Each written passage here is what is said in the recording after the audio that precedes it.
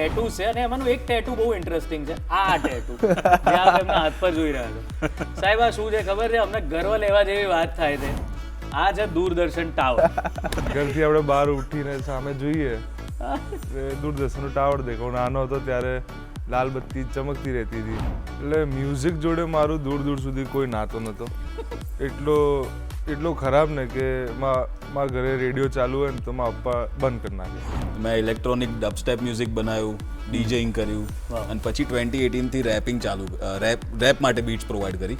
આપણે પેલું પોલીસ વાળું જરા સર તમે કરો ચાલુ સર. પકડવા નહીં આવે ને પોલીસ? ના.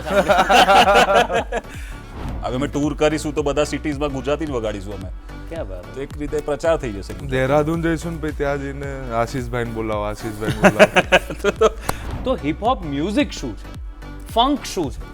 મારી ભલામણો કઈ તમારું ઘર ચાલે ત્યારે મને કયો. હાથ છે હસો બિના દેખે કે કરે દેદરે આશીષભાઈને બોલાવો, આશીષભાઈને બોલાવો. આશીષભાઈને બોલાવો, આશીષભાઈને બોલાવો.